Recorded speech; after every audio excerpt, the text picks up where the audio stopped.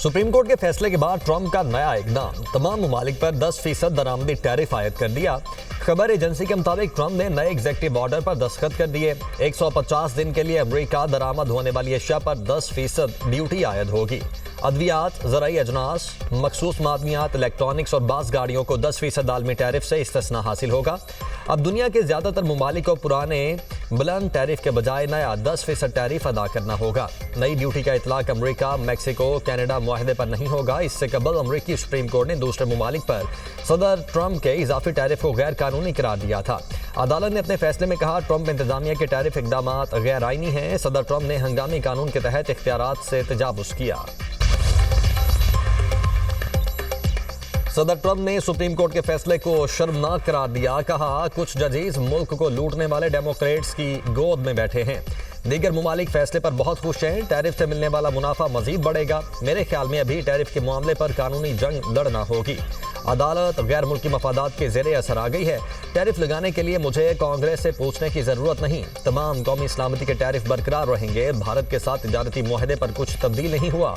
तमाम मुआहदे बरकरार हैं, सिर्फ तरीक़ाकार मुख्तलिफ होगा।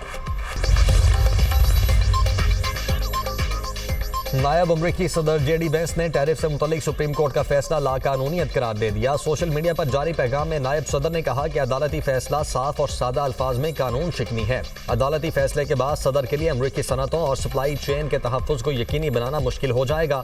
अमरीकी वज़ीर ख़ज़ाना स्कॉट बेसेंट ने अपने एक बयान में कहा कि टैरिफ के लिए दीगर कवानीन का सहारा लिया जाएगा। रवां साल टैरिफ कमोबेश यही रहेंगे।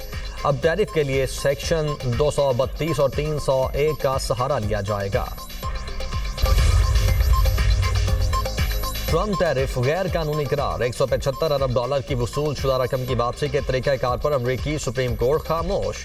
खबर एजेंसी के मुताबिक अदालत ने वसूल शुदा टैरिफ की रकम की वापसी का तरीक़ाकार वज़ा नहीं किया।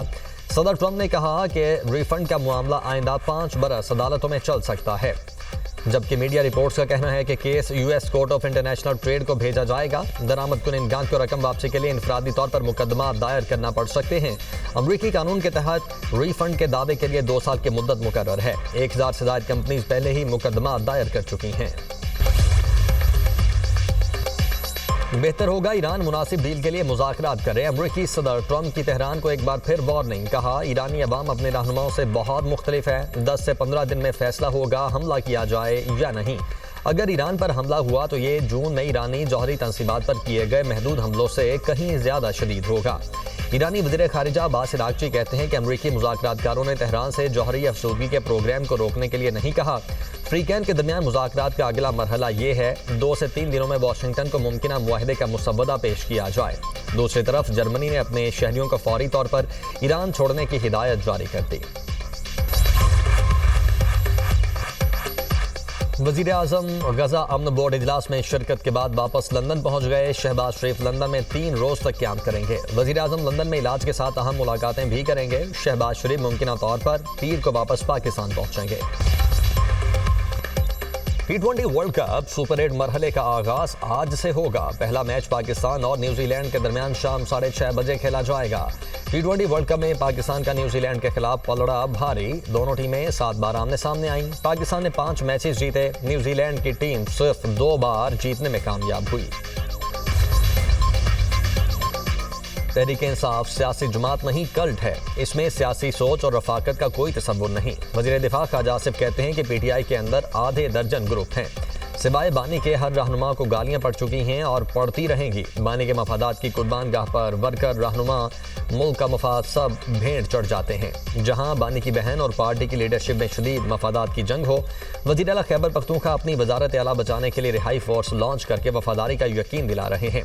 वकला का गिरोह, जिनका सारा सियासी वजूद बानी की मार्फत और मरहून मिन्नत है, वो कैमरे पर आकर मार्केट वैल्यू बना रहा है। इन सब में एक कदर मुश्तरक है। सब चाहते हैं बानी पीटीआई अंदर रहें ताकि उनकी दुकानें खुली रहें। बानी पीटीआई बार बार डील मांग रहे हैं। वजीरे ममलुकत कानून बैरिस्टर अकील मलिक की प्रोग्राम टुनाइट बेस समर अब्बास में इंकशाफ। बोले हुकूमत डील नहीं कर रही। सेक्रेटरी इतलात पीटीआई का डील के हवाले से नून लीग को चैलेंज। शेख वकास अकरम कहते हैं कि नाम बताएं किसने तहरीक इंसाफ की तरफ से डील मांगी। नवंबर 2024 में बानी पीटीआई को ऑफर दी गई एहतजाज मौखर कर दें, 10-15 रोज में रिहाई हो जाएगी। वो तब नहीं माने। बानी की सेहत के साथ कुछ हुआ तो रमजान में भी एहतजाज हो सकता है।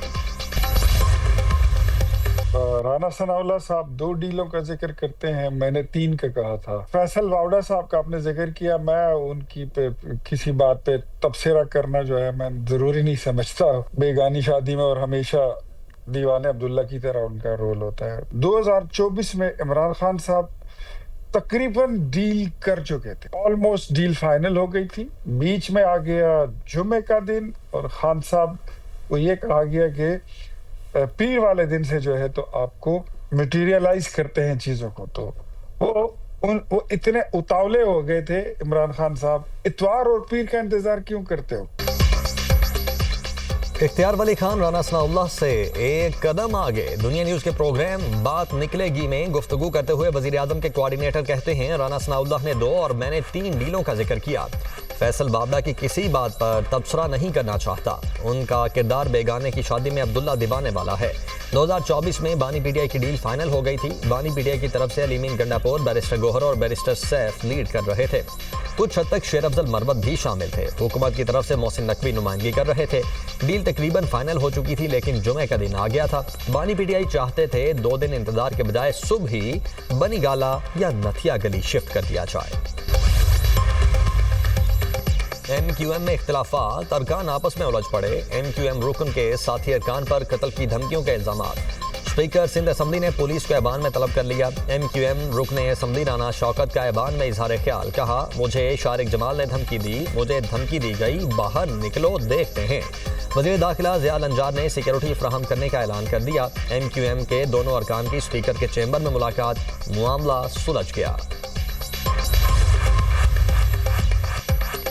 कोई ये ना समझे गवर्नर हाउस में बुज़दिल गवर्नर बैठा है। गवर्नर सिंध कामरान डिसोरी कहते हैं, इसलिए चुप हैं, मिलकर चलना है, इसीलिए साथ साथ हैं। पाकिस्तान तरक्की की जानिब गामजन है। हम सिर्फ जुबानी या सियासी जवाब नहीं देते। मेरा जवाब मेरा काम है। अवाम के मसाइल हल होने चाहिए। पानी ना आए, बिजली ना आए, मुकदमा दर्ज ना हो तो अवाम के पास इख्तियार होना चाहिए। गवर्नर हाउस तकरीब में नफरत अंगेज बातें हुई, उसकी शदीद अल्फाज में मजम्मत करते हैं। ये तासुब की बुनियाद पर सियासत करते हैं। सीनियर सूबाई वजीर शर्जील मेमन का सिंध असम्बली में इजहार ख्याल। शर्जील मेमन के खिताब के दौरान MQM अरकान असम्बली का एहतजाज। शर्जील मेमन ने कहा, मैंने अभी तक गवर्नर का नाम नहीं लिया। मैंने कहा, गवर्नर हाउस में जो तकरीब हुई, MQM का शोर शराबा, नारेबाजी।